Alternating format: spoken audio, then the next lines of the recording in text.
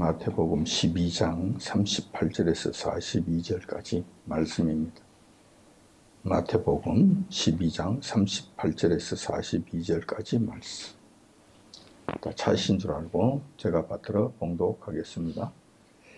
그때에 서기관과 바리새인 중 몇 사람이 말하되 선생님이여 우리에게 표적 보여주시기를 원하나이다. 예수께서 대답하여 가라사대 악하고 음란한 세대가 표적을 구하나 선지자 요나의 표적밖에는 보일 표적이 없느니라. 요나가 밤낮 사흘을 큰 물고기 뱃속에 있었던 것 같이 인자도 밤낮 사흘을 땅속에 있으리라. 심판 때에 니느웨 사람들이 일어나 이 세대의 사람들을 정죄하리니 이는 그들이 요나의 전도를 듣고 회개하였음이니와 요나보다 더 큰 이가 여기 있으며 심판 때에 남방 여왕이 일어나 이 세대의 사람을 정죄하리니 이는 그가 솔로몬의 지혜로운 말을 들으려고 땅끝에서 왔음이니와 솔로몬보다 더 큰 이가 여기 있느니라. 아멘. 본문 말씀을 중심으로 해서 니느웨 백성처럼 회개하라 라는 제목으로 말씀을 나누고자 합니다. 우리가 신앙생활을 함에 있어서 회개만큼 중요한 것도 없다 하겠습니다. 하지만 실상을 보면 우리 교회 교인들에게, 수많은 교회 교인들에게 있어서 회개만큼 푸대접 받는 것도 없는 것 같습니다. 지금 현실이 그렇다는 것입니다. 죄인된 우리가 구원의 자리에 들어가기 위해서는 회개라는 그 관문을 통과하는 것이 필수적입니다. 회개를 하지 않고는 그 어떤 누구도 구원의 자리에 들어갈 수 없습니다. 그렇기 때문에 아무리 회개를 강조해도 지나치다 할 수 없을 것입니다. 신앙생활을 아무리 오랫동안 해왔다고 해도 확실한 회개 과정을 거치지 않는다면 그분은 아직도 구원의 문에 들어섰다고 할 수 없을 것입니다.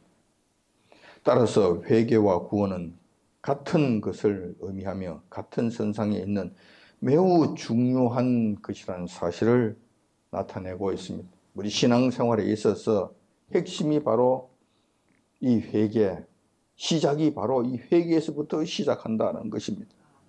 오늘은 이렇게 중요한 회개에 대해서, 구원에 이르는 참된 회개에 대해서 말씀을 한번 나눠보고자 하는 것입니다. 오늘 말씀의 배경은 이렇습니다. 예수님께서 원래 고향이신 시골 나사렛, 거기에서 가버나움이라고 하는 제법 큰 동네로 이사를 오셨습니다.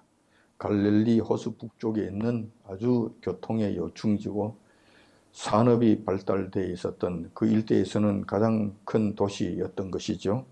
그곳으로 이사 오신 다음에 갈릴리 지역을 중심으로 천국 복음을 전파하는 그 사역을 감당하실 때였습니다. 예수님께서 복음을 전파하시는 그 사역 현장에 서기관과 바리새인이라고 하는 인간들이 몇 명 나타났습니다. 그리고 예수님께 이렇게 시비를 겁니다. 오, 소문을 듣자 하니 당신이 새로 혜성과 같이 나타난 랍비라면서요. 기적도 행하신다면서요.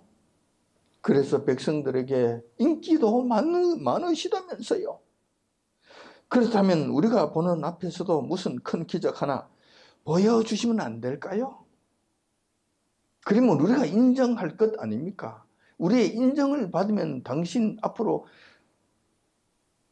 나아가는 그 길에도 상당히 형통해질 건데, 많은 도움이 될 건데. 이렇게 하면서 주님 앞에 나옵니다. 사실 이들 서기관과 바리새인들은 예수님을 섬기고 따르기 위해 순수한 마음으로 주님께 나온 자들이 아닙니다. 기적을 통해 믿음을 갖고자 함 더더욱 아니었습니다.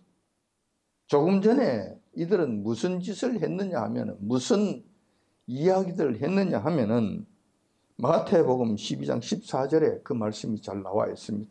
조금 전에 이들은 14절에 보면은 바리새인들이 나가서 어떻게 하여 예수님을 죽일고 의논하거늘. 조금 전에는 이 인간들이 예수님을 어떻게 하면 죽일고 의논했던 자들입니다. 이런 자들이 지금 주님 앞에 나와서 기적을 요구했다는 것이죠.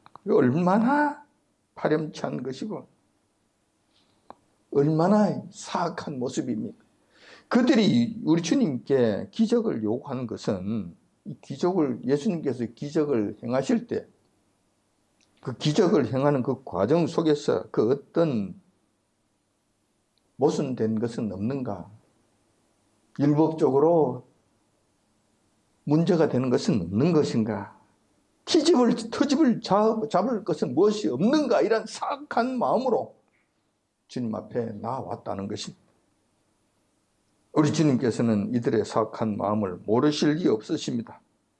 당연히 서기관과 바리새인들의 요청을 거절하신 다음에 엄청난 말씀을 서기관과 바리새인들은 물론 그 자리에 있었던 수많은 청중들에게 말씀을 해 주셨다는 것입니다. 그렇게 하신 말씀이 오늘 공독해 드린 본문의 말씀인 것입니다.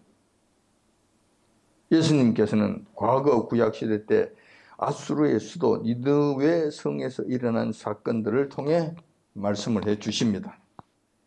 사실 유대인들은 아수르를 철천지 원수로 여깁니다. 왜냐하면 그들이 북이스라엘을 침략해서 아주 무자비하게 멸망시켜 버렸기 때문입니다.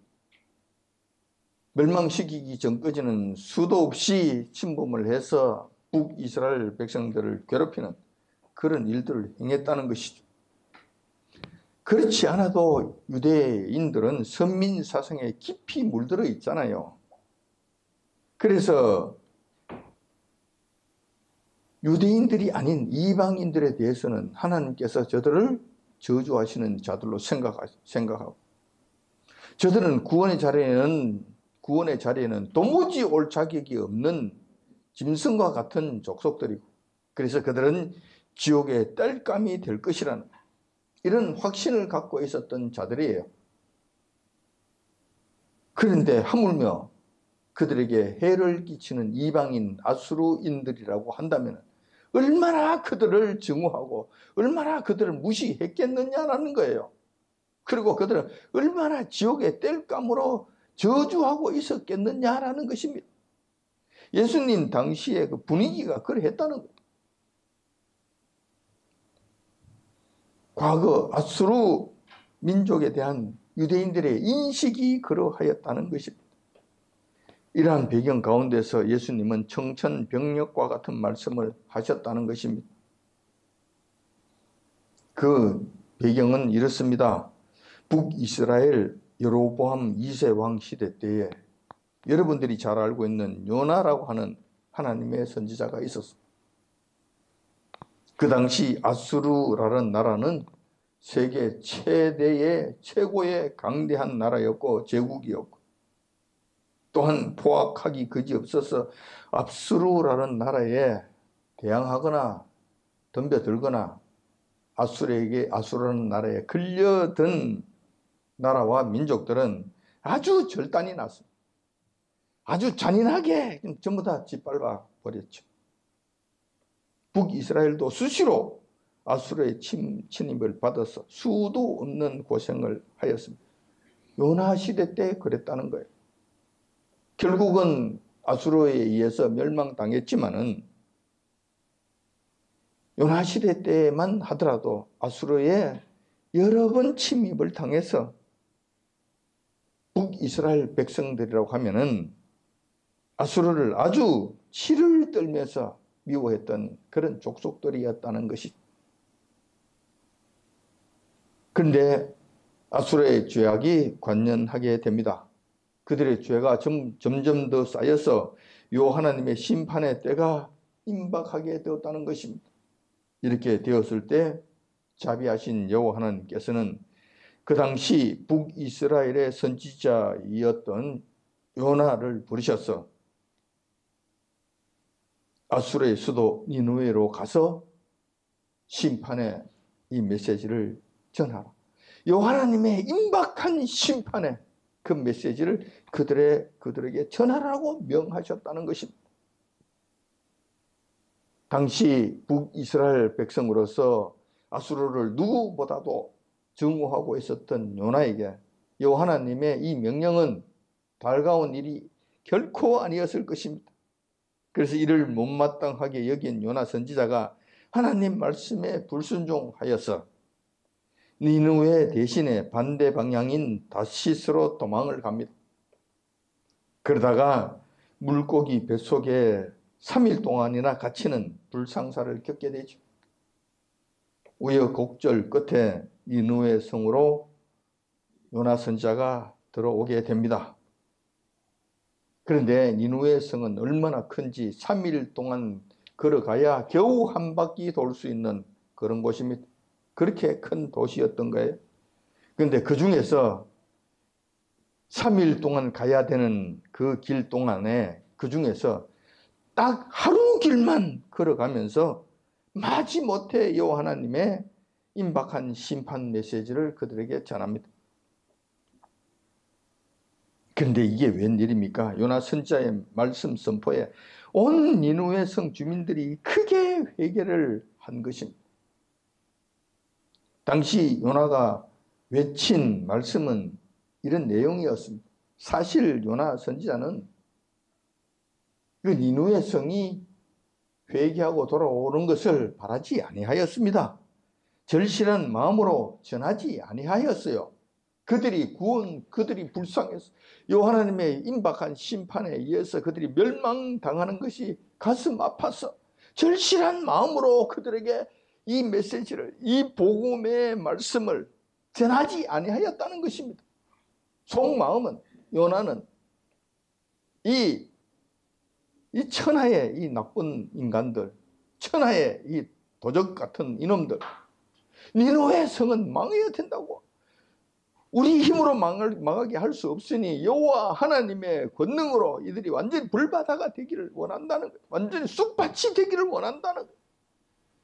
이런 심령으로 그들은 여호와 하나님 앞에 죄를 더 쌓기를 바랐지 그들이 여호와 하나님 앞에 회개하고 돌아오는 것을 바라지 아니하였다는 거예요. 그래서 여호와 하나님 앞에 그들이 여호와 하나님 앞에 돌아오는 것을 원치 아니하였던 요나 선지자는 그들에게 메시지를 전하는데 정성껏 전하지 아니하였다는 것이죠. 최소한 3일 동안은 걸어다니면서 전해야 그 니느웨 성 전체를 한 바퀴 돌면서 그 복음을 전할 것인데 딱 하루 전하고 그것도 대충 전하고 말았다는 거예요. 요나 선지자가 전한 메시지의 내용은 이러한 것입니다. 요나서 3장 4절에 그 말씀이 있는데 그 말씀에 보면은 요나가 그 성에 들어가서 곧 하룻길을 행하며 외쳐 가로되 40일이 지나면 니느웨가 무너지리라 이거예요. 이 말씀은 여호와 하나님의 심판, 니느웨 성에 대한 심판이 임박했다. 지금부터 이 메시지를 전하는 이 시점을 기준으로 해서 여호와 하나님의 심판의 시간이 카운트다운 되었다. 40일밖에 남지 않았다. 40일이 지나면 너희들이 전부 다 그냥 잿더미가 될 것이다. 이렇게 대충 전했다는 거예요. 이제 요나는 이렇게 생각합니다. 아, 주님, 내가 전하라고 그랬으니까 전했습니다. 대충 전했든지 어땠든지 간에 3일 길을 하루만 하고 대충 하고 치웠든지 어떻든지 간에 주님, 나는 전하라고 했으니까 전했다니까요. 할 말이 생긴 것이죠. 그리고 공은 이제 나는 니느웨 성 사람들에게 전했으니 공이 저쪽으로 넘어갔습니다. 말씀을 전했으니 그 말씀을 듣고 회개하면 살 것이고 그 말씀을 불신하고 불순종하고 거역하면 그들은 죽을 것입니다. 상태가 이제 이렇게 된 것이, 상황이 이렇게 된 거예요. 그런데도 불구하고 니느웨 성에 큰 소동이 일어났습니다. 소동 정도가 일어난 것이 아니라 왕으로부터 말단 백성들은 물론이고 가축들까지 금식하면서 회개하는 엄청난 일이 일어났다는 것입니다.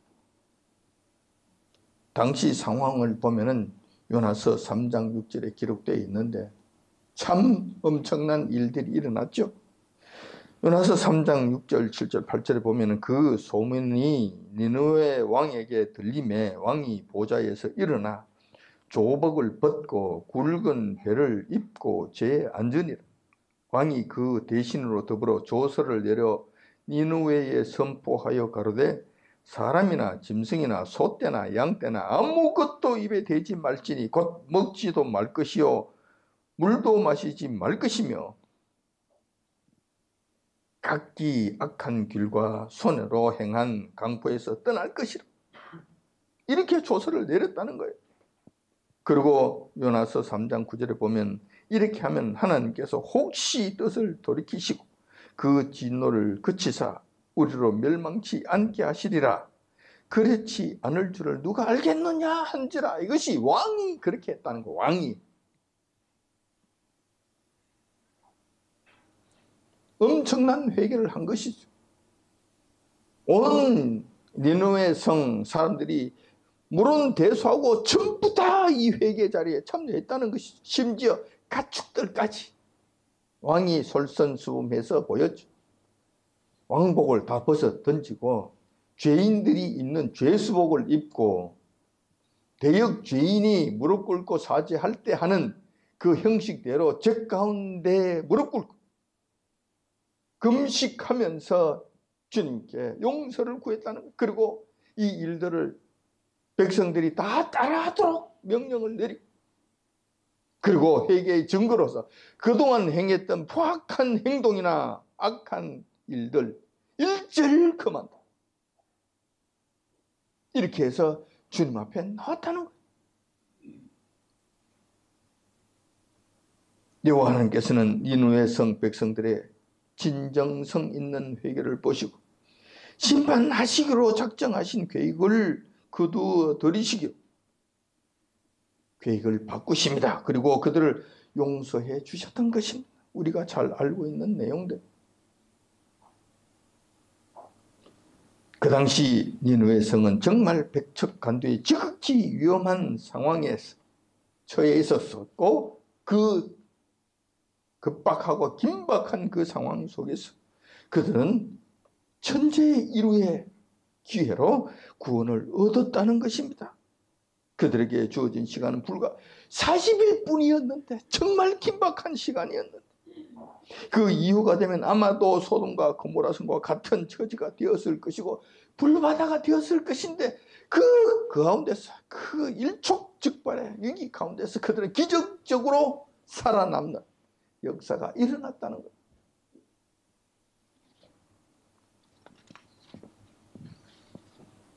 그 근거가 그렇게 할 수 있는 그 비법은 살아날 수 있는 비법은 그들의 온전한 회개였다는 거예요.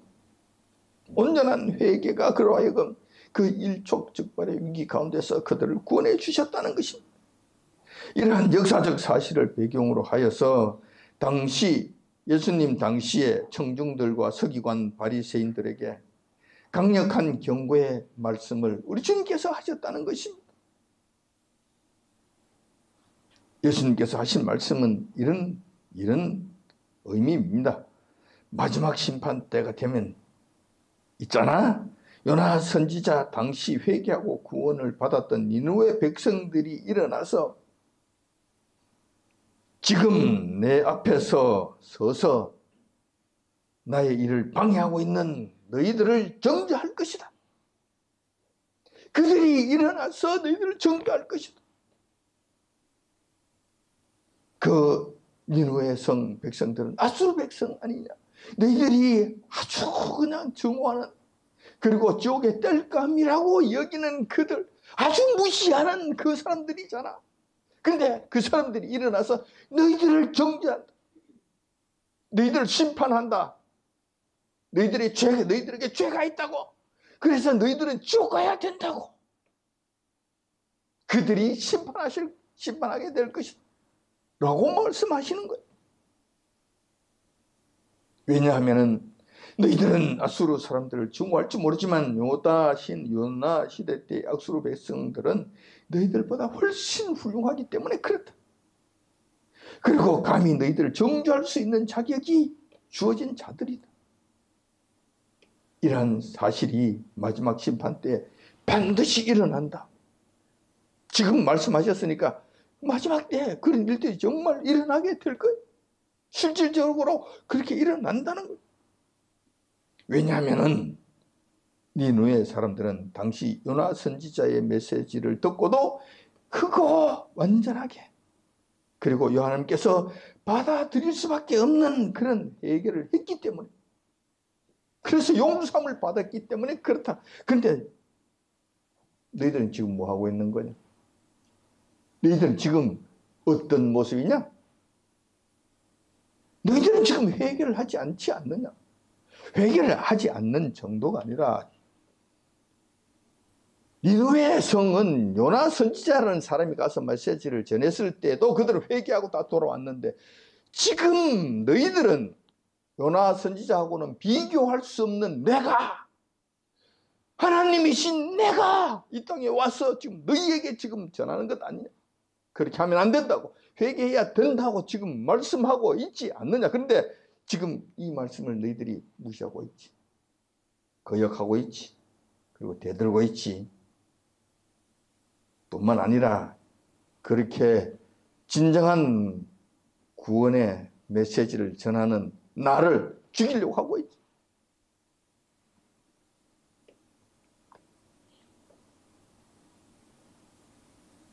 나는 요나 선지자하고는 비교할 수 없는 큰 자이지 않느냐? 니네 백성들은 요나 선지자의 메시지로도 크게 회개를 한 반면에 너희들은 내가 직접 회개를 요구하는데도 지금 이 지경이 아니냐? 그러니 정죄를 당할 수밖에 없다. 지극히 이거는 당연한 일이다라고 말씀하신 거예요. 다시 말해서 그 당시 예수님 앞에 섰던 서기관과 바리새인들과 상당한 무리들이 그들에게 있어서 지금 절호의 찬스인 여호와 하나님 앞, 이 땅에 오신 여호와 하나님, 그분께 구원을 얻을 수 있는 절호의 찬스를 전부 다 놓쳐버려요. 구원의 소망은 완전히 던져버린 그런 일들이 일어났다는 것이죠. 이것을 지금 주님께서 그들에게 말씀하신 거예요. 자, 그들이 정죄하신 니느웨 성 백성들이 일어나서 너희들을 정죄한다고 말씀하셨다면은, 지금 이 말씀은 예수님께서 하신 말씀이기 때문에 이건 확정적입니다. 확정적이에요. 정죄한다는 것은 너희들이 죄가 있기 때문에 심판하신다는 말씀이고, 그들이 심판하시면 큰 부끄러움 가운데서 너희들은 끝난다는 이야기, 소망이 없다는 이야기. 이런 경고의 말씀을 해 주셨다는 거예요. 오늘 본문 말씀이 이 말씀이라는 거예요. 우리의 처지를 한번 살펴보지 않을 수 없습니다. 지금 우리의 시대가 예수님 당시의 서기관과 바리새인들보다 더 나은가, 더 낫지 못한가 한번 살펴볼 필요가 있다는 거예요. 우리는 지금 말세지만을 살아가고 있지 않습니까? 그런 자들입니다. 제가 너무 자주 말세라는 말을 했기 때문에 여러분들이 무감각해지지는 아니하였는가 염려가 됩니다. 하지만 우리가 지금 매우 긴박한 마지막 시대를 살아가고 있다는 이 사실만큼은 부인할 수가 없습니다. 어쩔 수 없어요. 40일밖에 남지 않은 거예요. 40일밖에 남지 아니하는 이 삶을 살아가고 있는 자들이라는 거예요. 이 시점에서 우리가 믿음의 눈으로 전 세계를 둘러보면은 참 한심합니다. 그나마 기독교를 신봉하는 나라라고는 얼마나 될 것 같습니까? 얼마나 많을 것 같아요? 미국하고 대한민국 뿐입니다. 지금 이 시점에서 하나님을 그래도 섬긴다고 할 수 있는 나라는 두 나라밖에 없다는 거예요. 유럽에는 영국도 있고 독일도 있고 프랑스도 있지 않는가? 예, 있었지요. 옛날에 그랬지요. 그러나 그 나라들은 교회가 무너진 지가 지금 벌써 한참 되었습니다. 없습니다. 사라져 버렸습니다. 없습니다. 그래서 이 세상을 붙들러 보면은 미국과 한국, 그나마 이 두 나라밖에 없다는 거예요. 근데 미국과 한국 교회의 실상을 보면은 탄식이 나올 수 없는 지경이라는 거예요. 그 교회들이라도, 그 나라라도 좀 제자리를 찾으면 좋겠는데 지금 상황이 그렇지 않다는 거예요. 미국은 동성애 결혼을 합법화했습니다. 여호와 하나님께서 증오하는 이 동성애, 이 사건을, 동성애 결혼, 저들은 지금 이제 법으로 합법화시킨 거예요. 합법화시킨 것하고 그들이 몰래 불법으로 정한 가운데 몰래 행한 것하고는 완전히 양상이 다른 것입니다. 국가적 범죄를 저지르는 거예요. 국가적으로 요한님 앞에 대적하는 일을 행했다는 거예요. 뿐만 아니라 조국 대한민국은 어떻습니까? 그 뒤를 열심히 따라가고 있습니다. 동성애 결혼은 합법화하지 못해서 지금 만달복달을 하고 있다는 것이죠.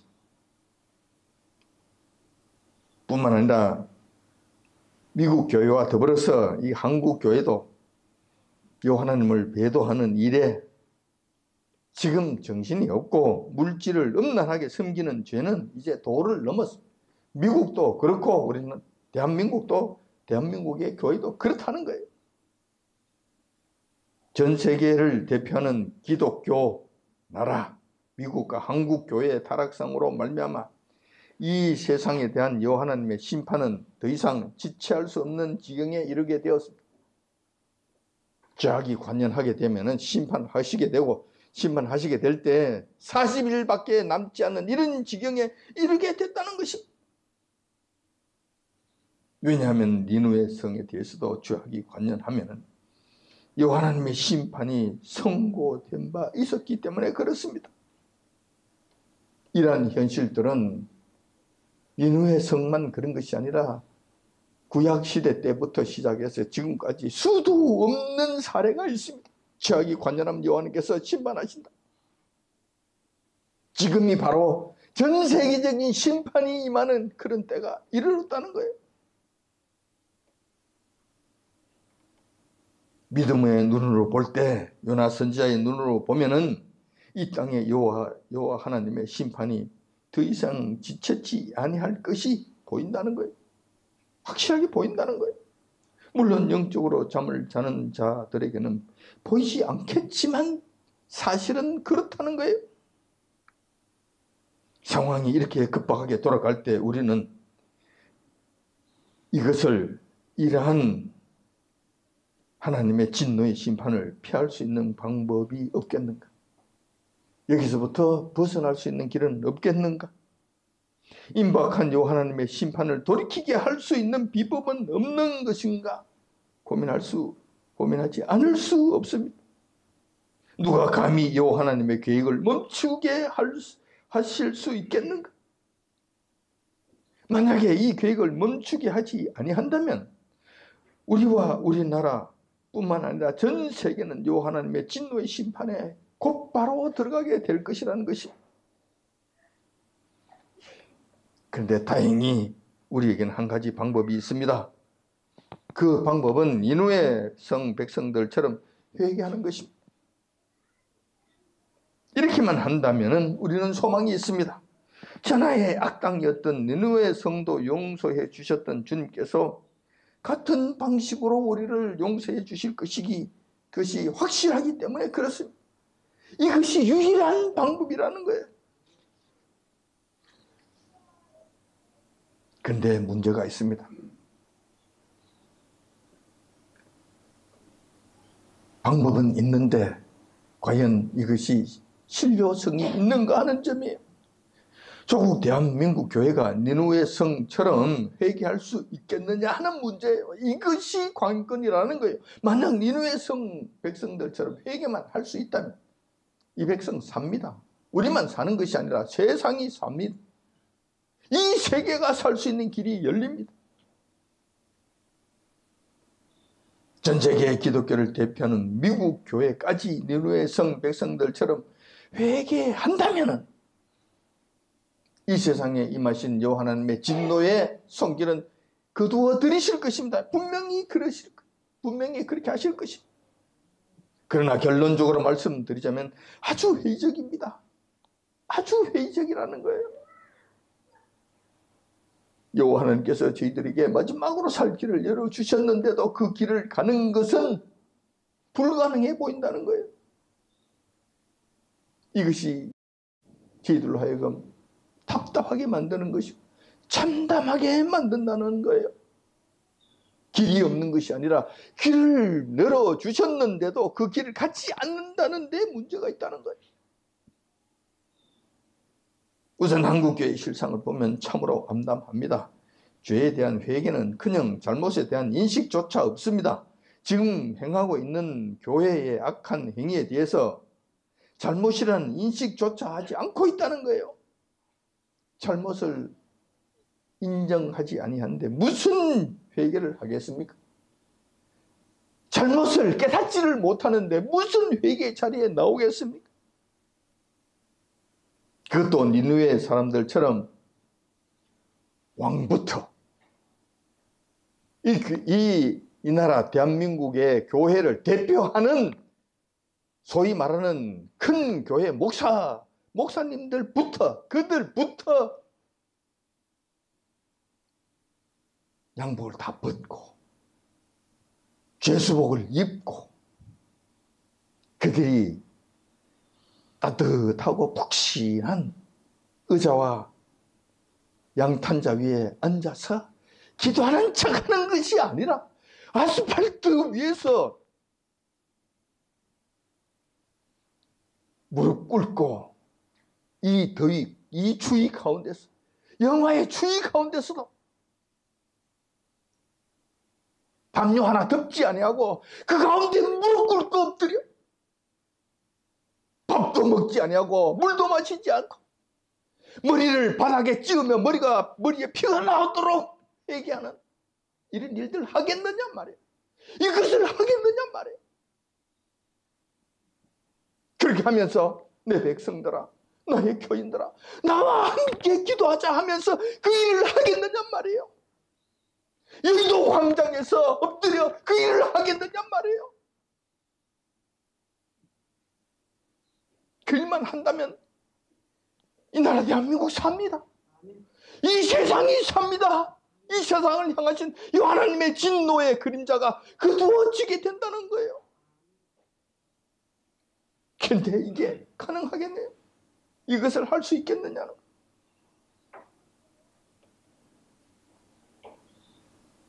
혹자들은 이렇게 말할지 모릅니다.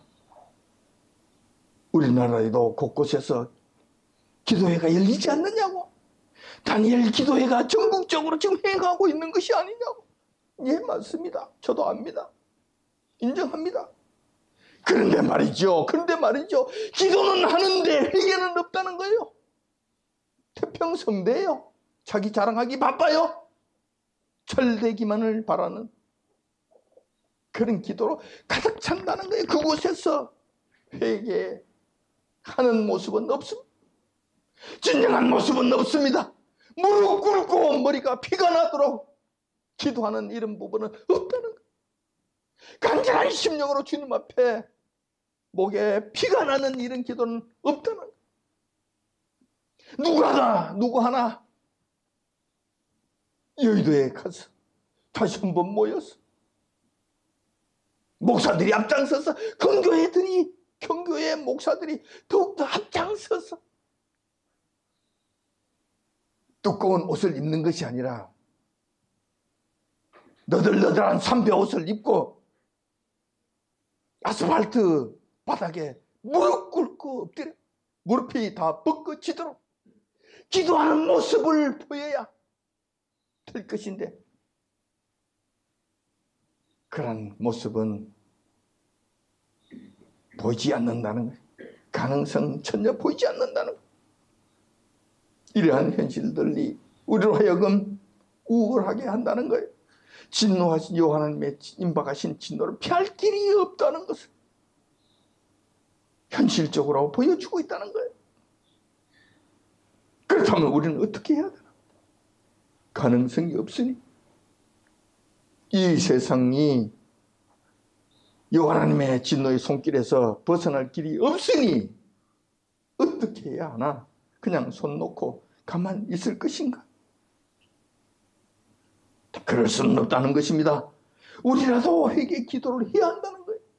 우리의 기도가 비록 이 나라를 살리지 못하고 이 세상을 향하신 여호와 하나님의 진노의 손길을 멈추게 할 수는 없다 하더라도 우리는 낙심하지 말고 회개의 기도를 해야 한다는 거예요. 우리뿐만 아니라 우리 이웃을 위하여, 이 나라를 위하여, 이 세계를 향하여 기도해야 된다는 거예요. 왜 그렇게 해야 되는가? 마지막 심판대가 되면 크게 두 부류의 백성들로 나뉘게 될 것이기 때문에 그렇습니다. 하나는 소망 없는 자들이고 하나는 소망 있는 자들. 마지막 진노의 때에도 그렇다는 거예요. 이 하나님의 진노의 때에, 마지막 때, 심판의 때에도 그렇다는 것입니다. 하는 예수님 당시에 예수님께 대해 들었던 서기관과 바리새인들과 같은 자들, 이들은 주님의 회개 요청에 끝까지 반응하고 거역했던 자들입니다. 이들은 버림을 받게 될 것입니다. 소망이 없다는 것이죠. 우리 주님의 철저한 외면 속에 그들은 죽어가게 될 것입니다. 반면에 다른 한 부류가 있었으니 느느웨 성 백성들과 같이 비록 요나 선지자의 메시지를 듣고서라도 진정성 있는 회개를 하면서 주님께로 돌아온 자들입니다. 이들은 우리 주님께서 그 어마어마한 포악한 죄 가운데서도 그들을 용서해 주시고 그를 구원해 주신 자들입니다. 그런 자들이 있다는 거예요. 마지막 심판 때에 하나는 패역한 족속들, 하나는 니느웨 백성들처럼 회개하고 주님 앞에 나온 자들, 이 자들이 있다는 거예요. 이런 두 부류의 백성들로 구분된다는 거예요. 구분된다는 것입니다. 그렇다면 우리는 과연 어느 길에 서야 할 것인가? 미국과 한국 교회가 니느웨 성 백성들처럼 회개하지 않는다면 포기하고 주저앉을 것인가? 아니면 우리는 그래도 우리의 길을 가야 할 것인가? 우리 주님께서는 성실하게 믿는 자들에게 또 다른 약속을 해 주셨습니다. 의인은 믿음으로 말미암아 살리라. 내가 진노 가운데서라도 긍휼을 베풀리라. 약속을 해 주셨다는 거예요. 진노는 하시는 거예요. 진노의 심판이 이 세계, 이 나라 앞으로 일어날 것이라는 거예요. 이것이 없게 되려면 정말로 큰 회개가 일어나야 되는데 이것은 가능성이 없기 때문에 이것은 피할 길이 없습니다. 그렇지만 그 진노 가운데서라도 긍휼을 베풀 자들이 있다는 거예요. 그 가운데서도 구원받을 자들이 있다는 거예요. 그 가운데서 우리 주님께서 용서하시고 가슴에 품어줄 자들이 있다는 거예요. 이 약속의 말씀은 비록 마지막 엄중한 여호와 하나님의 심판이 이 땅에 임하신다 하더라도 느느웨 성 백성처럼 진심으로 회개하고 믿음을 가진 자들에게는 심판이 아닌 구원을 해 주시겠다고 약속하셨다는 것입니다. 비록 이 세상은 심판에, 진노의 심판에 들어갈지라도 그런 자들만큼은 여호와 하나님께서 구별하셔서 긍휼을 베풀어 주시고 보호해 주시고 구원을 얻게 해 주시겠다고 약속해 주셨다는 것입니다. 그렇다면 우리는 어느 길에 서야 될 것인가? 어떻게 해야 될 것인가? 우리라도 그 일을 해야 될 것이 아닌가? 혹시 누가 알겠습니까? 우리의 이 회개의 기도, 비록 우리가 죄를 짓지 아니하였다 하더라도 이 나라와 이 교회들을 위한 중보 회개의 기도를 한다면 혹시 누가 알겠습니까? 요한께서 그 진노의 심판을 거두어 들이실지 안 그러면 그 진노의 심판을 연기해 주실지 누가 알겠습니까? 하지만 이런 기도의 자리에 들어온 하나님의 자녀들은 어떠한 일이 있다 하더라도, 비록 요한은 심판이 임하신다 하더라도 그들만큼은 우리 주님께서 긍휼을 베푸시는 대상이 된다는 이 사실을 잊지 마시기 바라겠습니다. 모쪼록 이 말씀을 통해 주님의 엄중한 심판을 눈앞에 두고 시한부로 살아가고 있는 저와 여러분들이지만, 진정한 회개의 자리에 나옴으로 진노 가운데서라도 긍휼을 입고 구원에 이르시는 저와 여러분들이 다 되시길 주님의 이름으로 축원드립니다. 아멘. 기도.